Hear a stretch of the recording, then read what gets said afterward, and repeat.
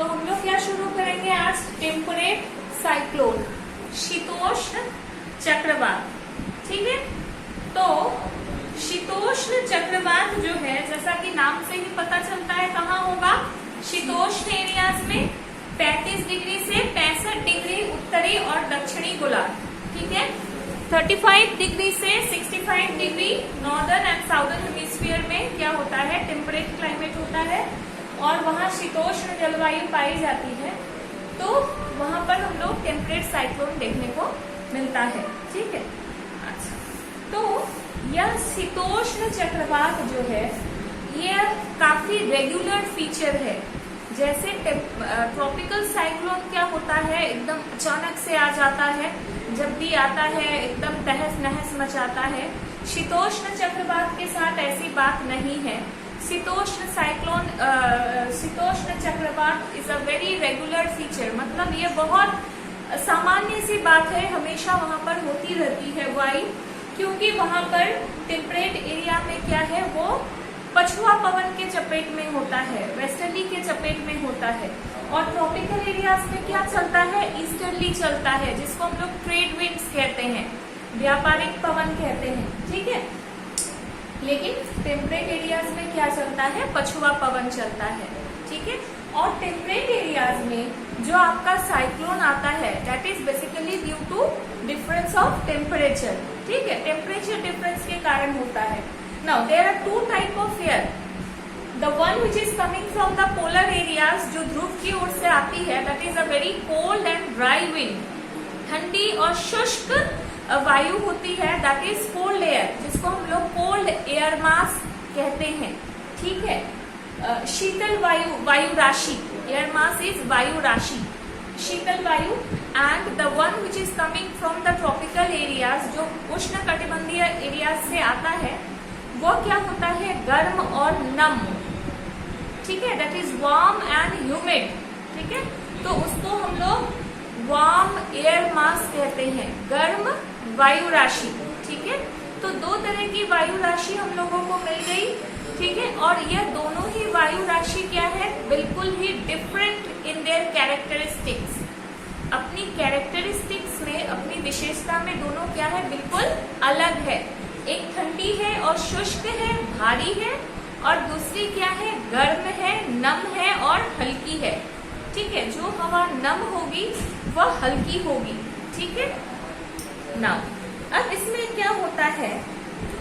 Generally ये जो temperate cyclones होते हैं, दे आर जनरली एलिप्टिकल और वी शेप, अंडाकार गोल कम होते हैं। ये अधिकतर एलिप्टिकल माने अंडाकार होते हैं या वी शेप होते हैं, वी आकार के होते हैं, कभी कभी गोल भी हो सकते हैं। ठीक है, इनके आधार पर इनको हम लोग लो कहते हैं या डिप्रेशन कहते हैं या ट्रफ कहते हैं। ठीक है, तो इनको इनके स्पीड के आधार पर या शेप के आधार पर अलग अलग नाम देते हैं हम लोग। कभी इसको लो कहते हैं, लो, कभी डिप्रेशन कहते हैं, मतलब गर्त कहते हैं, कभी ट्रफ कहते हैं। ओके, अच्छा, अब इसमें क्या होता है? ये इसका मैकेनिज्म बहुत कठिन नहीं है, सिंपल है। ठीक है, इसमें कुछ टर्म्स है जो हम लोगों को जानना है। पहला है फ्रंट। फ्रंट को हिंदी में कहते हैं सीमांत। ठीक है, फ्रंट इज सीमांत। इसमें क्या होता है कि दो विपरीत वायु राशि, जैसे एक शीतल वायु राशि है, कोल्ड एयर मास है, एक वार्म एयर मास है। जब दोनों आमने सामने आते हैं और दोनों एक दूसरे के पैरेलल हो जाते हैं, एक दूसरे के समानांतर हो जाते हैं, तो कोई भी फ्रंट नहीं बनता है। ठीक है, कोई वातावरण का कोई फ्रंट यहाँ पे नहीं बनता है। ठीक है, वातावरण का निर्माण नहीं होता है। अच्छा, लेकिन जब दोनों क्या होता है, एक दूसरे के आमने सामने आकर एक दूसरे के क्षेत्र में घुसने का, प्रविष्ट होने का चेष्टा करते हैं। ये बोलता है कि मैं पावरफुल हूँ, वो बोलता है कि मैं पावरफुल हूँ, और दोनों आमने सामने एक दूसरे के क्षेत्र में घुसने का चेष्टा करते हैं। तब क्या होता है? फ्रंट का निर्माण फ्रंट इज वाताग्र, ठीक है। तो सीमा हो गया, फ्रंट को सीमा तब कहेंगे जब ये पैरेलल होता है, जब ये बिल्कुल समानांतर होता है, कोई कंफ्लिक्ट नहीं होता है, कोई घर्षण नहीं होता है। लेकिन जब ये दोनों, देखिए इसमें क्या हो रहा है, कोल्ड वायु राशि वार्म के सेक्टर में आने की चेष्टा कर रही है और वार्म वायु राशि जो है कोल्ड ठंडी शीतल वायु राशि के क्षेत्र में जाने की चेष्टा कर रही है। तो यहाँ पर ये जो इसका सीमांत था वो मुड़ जाता है और फ्रंट का निर्माण होता है, ठीक है। अच्छा, और ये काफी इंटरेस्टिंग है। क्या होता है, हमेशा ठंडी वायु राशि चूंकि भारी होती है तो वो गर्म वायु राशि को ठेल करके ऊपर भेज देती है, ठीक है। आप लोगों ने कॉन्टिनेंटल ड्रिफ्ट, हम लोग जो प्लेट टेक्टोनिक्स पढ़े थे जियोमॉर्फोलॉजी में, भू आकृति विज्ञान में, जब हम लोग प्लेट टेक्टोनिक्स पढ़े हैं उसमें भी हम लोग क्या पढ़े हैं कि भारी प्लेट जो है हल्के प्लेट को ठेल करके ऊपर उठा देता है और भारी प्लेट नीचे धंस जाता है।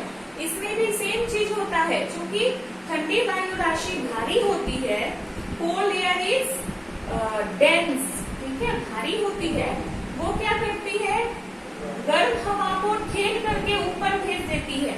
और आप लोग जानते हैं पृथ्वी क्या कर रही है, घूम रही है, और घूमने के कारण क्या होता है, कोरियोलिस बल होता है। और जैसे जैसे हम लोग ध्रुवों की ओर जाते हैं कोरियोलिस बल हमारा क्या होता है, फास्ट होता है, ठीक है। जैसे जैसे हम लोग ध्रुवों की ओर जाते हैं कोरियोलिस बल बढ़ते जाता है। तो टेम्परेट एरियाज में कोरियोलिस बल का स्पीड अच्छा खासा होता है, ठीक है। और तुरंत अब हवा कभी भी ऐसे वर्टिकल, कभी भी हवा ऐसे वर्टिकल नहीं चलती है, नेवर। इस हवा को इधर आना भी होगा तो it will take this type of shape due to Coriolis force, ठीक है। कोरियोलिस बल के कारण ये उत्तरी गोलार्ध में अपनी दाईं ओर और दक्षिणी गोलार्ध में अपनी बाईं ओर मुड़ जाती है। अब क्या होता है, जब ये लोग अपने टेरिटरी में प्रवेश करने की चेष्टा करती है तो देखिए हवा क्या हो रहा है, यहाँ पे घूम रही है, चक्राकार शेप ले रही है, और तब साइक्लोन का डेवलपमेंट होता है, ठीक है। मैंने यहाँ पे कोल्ड फ्रंट, वार्म फ्रंट लिखा है।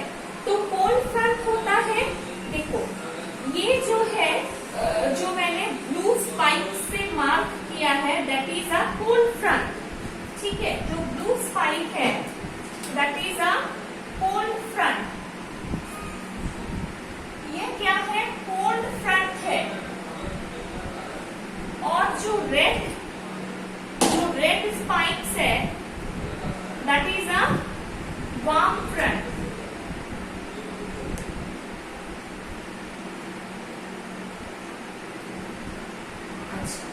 अब कोल्ड फ्रंट और वार्म फ्रंट में क्या है, कोल्ड फ्रंट के सहारे ठंडी वायु राशि अधिक सक्रिय रहती है, ज्यादा उसका पावर रहता है, उसका अपना एरिया है वो ज्यादा पावरफुल रहता है। और वार्म फ्रंट के सहारे क्या होता है, गर्म वायु राशि अधिक सक्रिय रहती है, ठीक है। बस सिंपल इतनी सी बात है। Front is the area of transition, दोनों के बीच का वो क्षेत्र जहां दोनों एक दूसरे के टेरिटरी में प्रवेश करना चाहते हैं, दैट इज अ फ्रंट, वाताग्र। जिस फ्रंट के सहारे ठंडी वायु राशि अधिक सक्रिय रहती है दैट इज कोल्ड फ्रंट, जिस फ्रंट के सहारे गर्म वायु राशि अधिक सक्रिय रहती है that is warm front. Now occlusion, occlusion माने क्या होता है, अब आपका यहाँ पर क्या है, साइक्लोन का डेवलपमेंट हो चुका है, दैट इज ऑक्लूजन, ठीक है। ऑक्लूडेड फ्रंट होता है कि ऑक्लूजन हो जाने के बाद जब फ्रंट खत्म हो जाता है, दिस इज 4 नंबर जो है आपका ऑक्लूजन। 5वां नंबर क्या होता है कि खत्म हो गया है साइक्लोन, अब ये फ्रंट ग्रेजुअली जो है खत्म, माने दोनों वायु जो warm front end cold front बने थे दोनों यहाँ पे एकदम मिक्सअप हो चुके हैं। आप देख रहे हैं यहाँ पर कि ये सेक्टर काफी बड़ा है। ना what is a sector, sector क्या है, मैंने यहाँ पे warm sector and cold sector लिखा है। तो sector is a part of a circle, ठीक है। अगर हम लोग एक सर्कल मानते हैं, if this is a circle, cyclone is in the shape cyclone, circle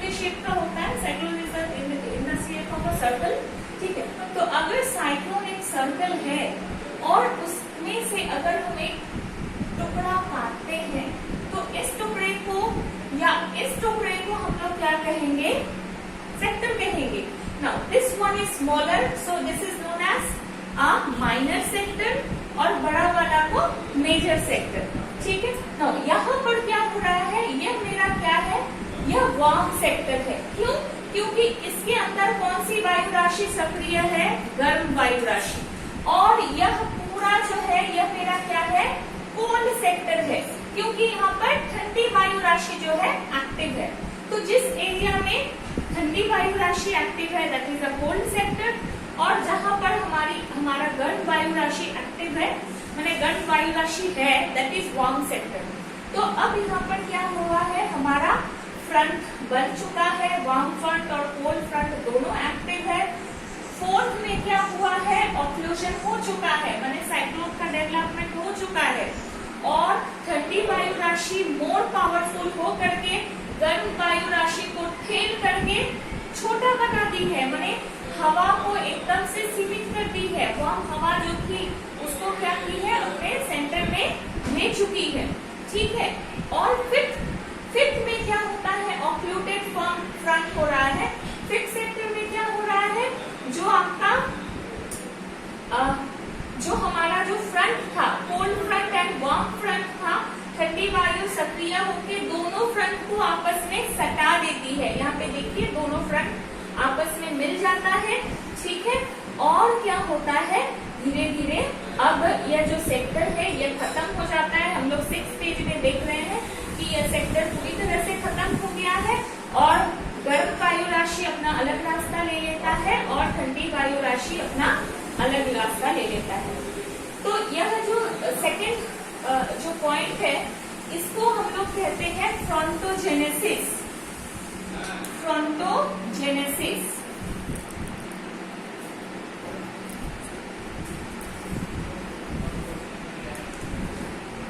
ठीक है। जेनेसिस मतलब जन्म, तो फ्रंट का जहां पे जन्म होता है दैट इज फ्रंटोजेनेसिस, ठीक है।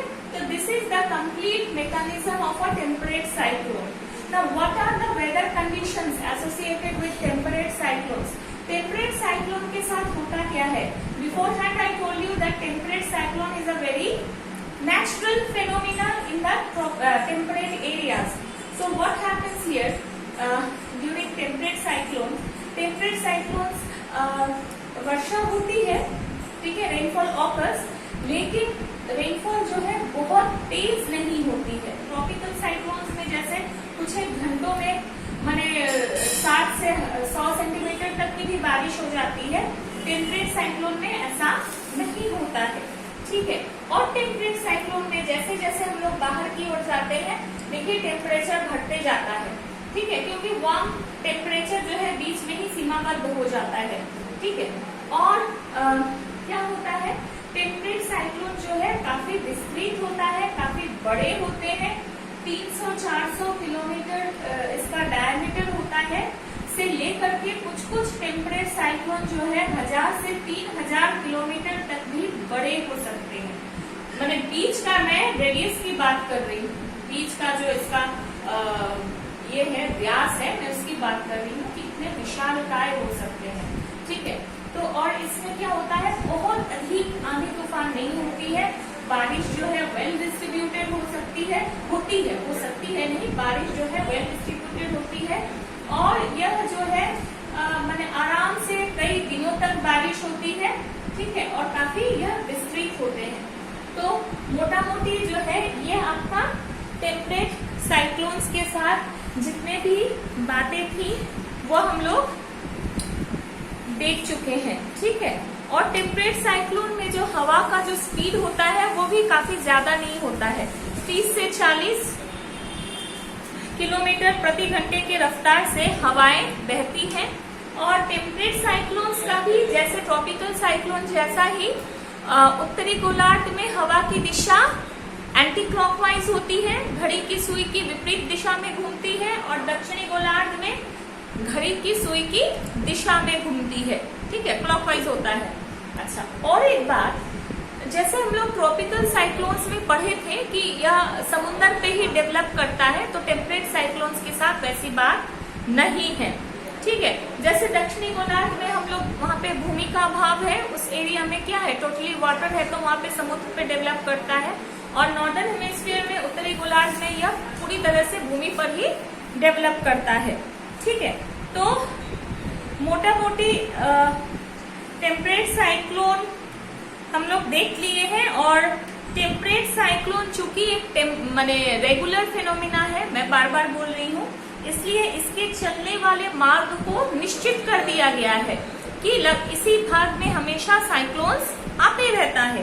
ठीक है, और उस मार्ग को झंझापथ, स्टॉर्म पाथ या स्टॉर्म ट्रैक कहते हैं। ठीक है, और तो ये कंप्लीट हो गया टेम्परेट साइक्लोन। हम लोग अगला टॉपिक क्या पढ़ेंगे कि ट्रॉपिकल और टेम्परेट साइक्लोन में क्या अंतर है।